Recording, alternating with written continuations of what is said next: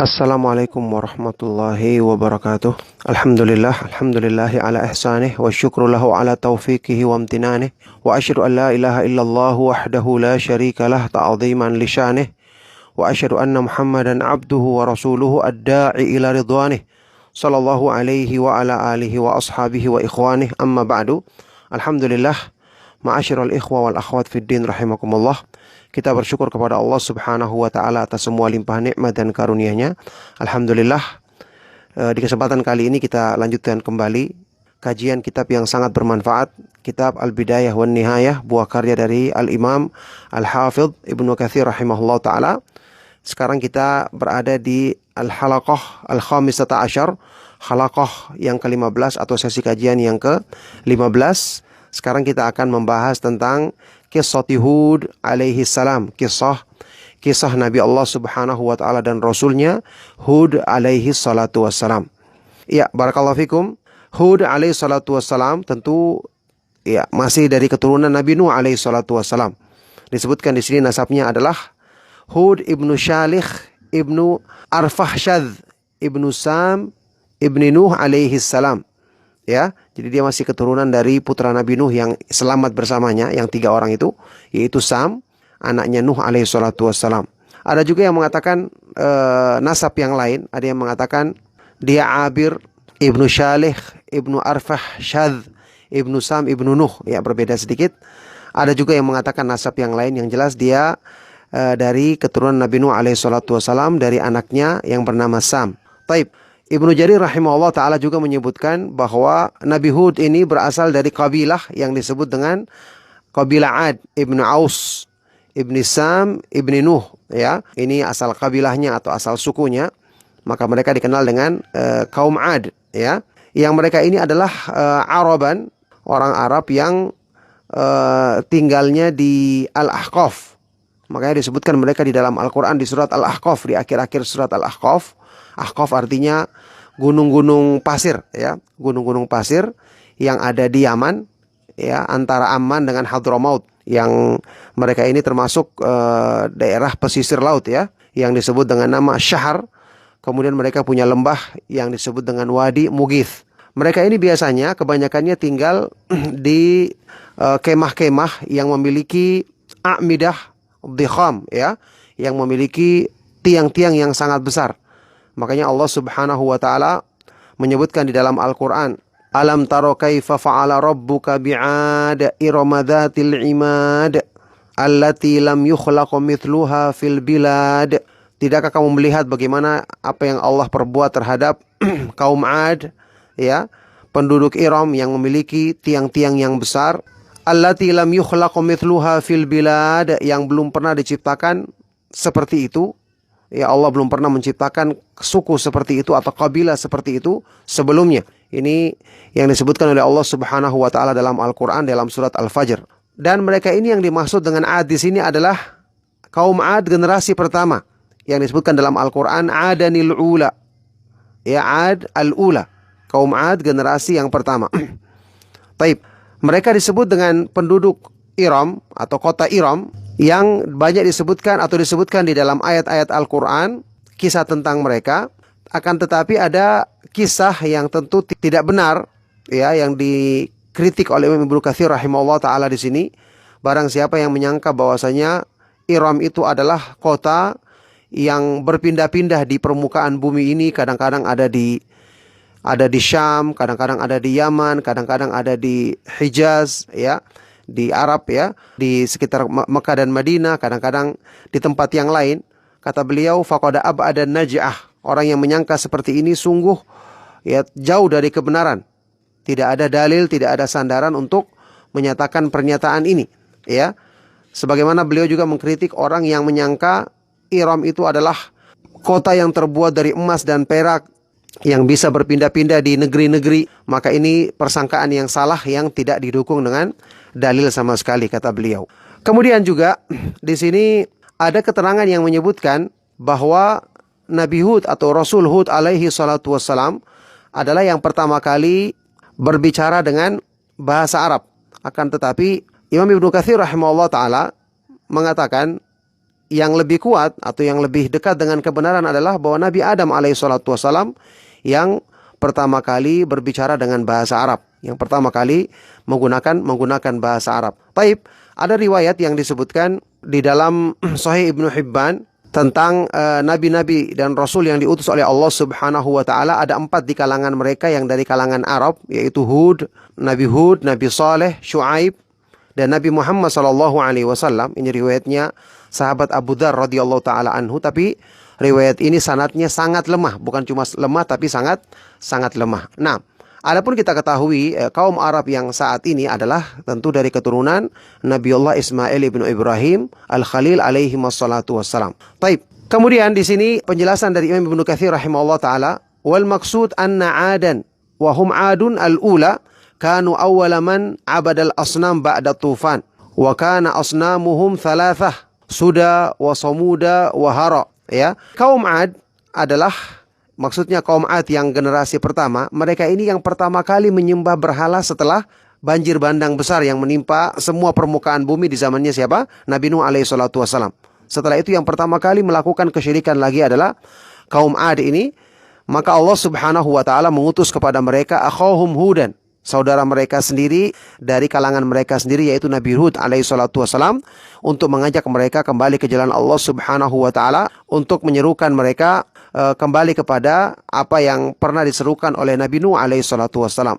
Nah, disebutkan di dalam surat Al-A'raf di ayat ke-65 ya dan seterusnya, setelah Allah Subhanahu wa taala menceritakan tentang kaumnya Nabi Nuh, Allah Subhanahu wa taala berfirman, A'udzubillahi minasyaitonir rajim, wa ila 'adin akhahum Huda qala ya qaumi ibudullaha ma lakum min ilahin ghairuhu afala tattaqun.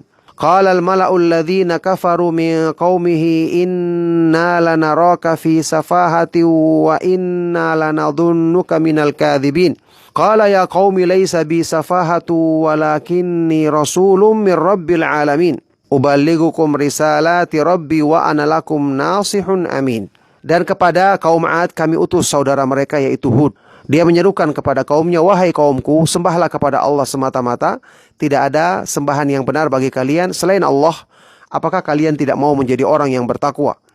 Maka para pemimpin, para pembesar di antara kaumnya, orang-orang yang kafir, berkata, sesungguhnya kami menganggapmu sebagai orang yang safi, orang yang bodoh, dan kami menyangka kamu adalah orang yang berdusta, seorang yang berdusta. Maka Hud berkata, wahai kaumku, tidak ada kebodohan padaku, tapi aku adalah utusan dari Allah Subhanahu wa taala, Rabb yang menguasai alam semesta ini. Aku menyampaikan kepada kalian risalah, petunjuk, perintah dari Allah Subhanahu wa taala, dan aku adalah seorang pemberi nasihat yang terpercaya. Ini menunjukkan kepada kita bahwa ya, sebagaimana kisahnya Nabi Nuh alaihi salatu wasallam diutus untuk menyerukan umatnya kembali kepada tauhid dan mengingkari kesyirikan yang terjadi di umatnya, maka demikian pula Nabi Hud alaihi salatu wasalam dan semua para nabi dan para rasul alaihi salatu wasalam, kita ketahui bersama tugas utama mereka adalah menyerukan manusia agar beribadah kepada Allah Subhanahu wa taala semata-mata dan menjauhi perbuatan syirik. Taib. Jadi karena kaum Ad ya, kanu araban jufatan kafirin, utad, adalah orang-orang Arab yang kasar, yang kafir, yang durhaka kepada Allah Subhanahu wa taala, berlebihan sehingga menyembah kepada berhala. Maka Allah Subhanahu wa taala mengutus kepada mereka untuk menyerukan kepada mereka agar mentauhidkan Allah Subhanahu wa taala, mengesahkan Allah Subhanahu wa taala dalam beribadah dan meninggalkan peribadatan kepada berhala-berhala tersebut. Akan tetapi fakadzabuhu wa khalafuhu wa tanaqqasuhu fa akhadhahumullahu akhdha azizin muqtadir. Ya, akan tapi mereka mendustakan seruan Nabi Hud alaihi salatu wassalam, bahkan menyelisihinya, menentangnya dan mengejeknya. Maka Allah Subhanahu wa taala mengazab mereka dengan azab dari Allah Subhanahu wa taala yang Maha Perkasa dan Maha Kuasa atas segala sesuatu. Nah, inilah kisah yang kemudian di sini dibawakan banyak ayat-ayat Al-Qur'an, kisah tentang bagaimana mereka mendustakan Nabi Hud alaihi salatu wassalam, celaan dan ejekan yang mereka lakukan, kemudian pengingkaran mereka terhadap hari kebangkitan, dan banyak hal-hal yang disebutkan dalam beberapa ayat Al-Quran, dalam banyak ayat Al-Quran dinukilkan di dalam kitab ini. Taib. Kemudian ringkasnya disebutkan di sini tentang tafsil ihlakihim, bagaimana rincian dari kebinasaan yang Allah Subhanahu wa taala tempatkan atau berikan, timpakan kepada mereka. Disebutkan di dalam surat Al-Ahqaf ayat ke-24, ya, falamma ra'auhu 'aridan mustaqbila awdiyatihim qalu hadza 'aridun mumtiruna bal huwa masta'jaltu bihi rihu fiha 'adzabun alim. Ketika mereka melihat ada potongan awan yang datang menghampiri mereka, ya, menghadap kepada lembah tempat tinggal mereka, mereka berkata, ini adalah awan yang akan menurunkan hujan kepada kita. Allah berfirman, bahkan itu adalah azab yang kalian minta disegerakan. Di dalamnya terdapat angin kencang, yang di dalamnya terdapat azab yang sangat pedih. Yang disebutkan di dalam surat Al-Haqqah, itu angin yang sangat dingin, yang sangat kencang, yang datang berhembus dengan suara yang sangat keras, membinasakan mereka semua. Na'udzubillah min dzalik. Diterangkan di sini, pertama kali datangnya azab kepada mereka adalah mereka pertama dijadikan hujan tidak turun dalam waktu yang lama. Ya, hujan tidak turun dalam waktu yang panjang sehingga mereka kekeringan. Oleh karena itu mereka meminta diturunkan hujan. Ketika itu mereka melihat ada awan yang datang. Mereka menyangka itu adalah awan yang akan membawa rahmat. Tapi ternyata itu adalah awan yang membawa azab dari Allah Subhanahu wa ta'ala. Itulah yang Allah Subhanahu wa ta'ala sebutkan tadi. Bal huwa masta'jaltum bihi. Inilah yang kalian minta disegerakan, yaitu turunnya azab dari Allah Subhanahu wa ta'ala. Kita ketahui seperti disebutkan di dalam surat Al-Haqqah ayat yang ke-7, ya, diterangkan di sini, fasakharahallahu alaihim sab'a layali wa thamaniyata ayyamin husuman. Al-husumud ad-daimah falam tada' min 'adin ahadan illa halak.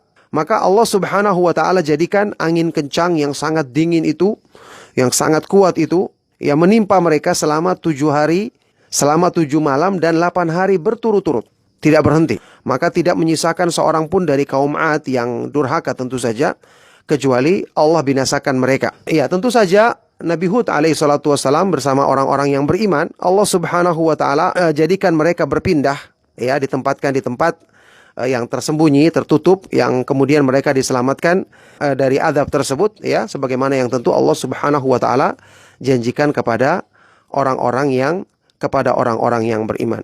Yang jelas ada beberapa hadis yang menjelaskan tentang azab yang menimpa kaumnya Nabi Hud alaihi salatu wassalam ini, ya. Ada beberapa hadis yang kemudian dikritisi oleh Imam Ibnu Katsir, ada yang hadis yang lemah, karena yang jelas apa yang disebutkan di dalam ayat tadi, surat Al-Ahqaf tadi, bahwa mereka melihat awan, yang maksudnya di sini adalah lum'atus sahab, melihat arid, sesuatu yang datang tiba-tiba, maksudnya arid itu adalah lam'atus sahab, ya, ini potongan awan. Makanya oleh karena itu di dalam hadis sahih riwayat Imam Muslim kita ketahui bersama, Rasulullah Shallallahu alaihi wasallam kalau angin bertiup kencang, ya, kata Aisyah radhiyallahu taala anha, bahwa Rasulullah Shallallahu alaihi wasallam ketika ada angin yang bertiup kencang, maka beliau segera berdoa kepada Allah Subhanahu wa taala, Allahumma inni as'aluka khairaha wa khaira ma fiha wa khaira ma ursilat bihi wa a'udzu bika min syarriha wa syarri ma fiha wa syarri ma ursilat bihi. Ya Allah, sesungguhnya aku meminta kepadamu kebaikan dari angin ini, dan kebaikan yang ada padanya, dan kebaikan yang dia diutus dengannya. Dan aku berlindung kepadamu dari keburukannya, dan dari keburukan yang ada di dalamnya, wa syarri ma ursilat bihi, dan keburukan yang dengannya diutus angin ini, ya. Kemudian Aisyah radhiyallahu taala anha juga menyebutkan Rasulullah sallallahu alaihi wasallam ketika melihat awan hitam, ya, maka akan berubah wajah beliau, kemudian beliau akan kelihatan gelisah. Ketika hujan turun, maka beliau baru merasa gembira, karena itu adalah rahmat dari Allah Subhanahu wa ta'ala. Ini merupakan pelajaran tentu saja yang menunjukkan kepada kita bagaimana Rasulullah Shallallahu alaihi wasallam ya, memiliki rasa takut yang tinggi kepada Allah Subhanahu wa ta'ala, yang harusnya tentu kita lebih takut lagi. Ya, kemudian pembahasan terakhir mengenai tempat dikuburkannya Nabi Hud alaihi salatu wassalam. Dibawakan sini riwayat dari sahabat yang mulia Amirul Mukminin Ali bin Abi Thalib radhiyallahu taala anhu, disebutkan bahwasanya kuburan Nabi Hud alaihi salatu wasallam adalah di Yaman. Ada juga yang menyebutkan kuburannya adalah di Damaskus, Dimashq, ya. Ada yang menyebutkan bahwa di situ adalah tempat kuburan Nabi Hud alaihi salatu wasallam. Ya, maka alhamdulillah kisah Nabi Hud alaihi salatu wasallam telah selesai, kita sebutkan dengan ringkas dari kitab Al-Bidayah wan Nihayah. Semoga bermanfaat dan menjadi sebab tambahan ilmu yang bermanfaat bagi kita semua untuk kebaikan dunia dan akhirat kita. Demikianlah, mohon maaf jika ada yang salah dan kurang. Sallallahu wasallam wa baraka ala nabiyina Muhammad wa ala alihi wa ashabihi wa man tabi'ahum bi ihsanin ila yaumiddin walhamdulillahi rabbil alamin. Subhanakallahumma wa bihamdika asyhadu an la ilaha illa anta astaghfiruka wa atubu ilaik. Wassalamualaikum warahmatullahi wabarakatuh.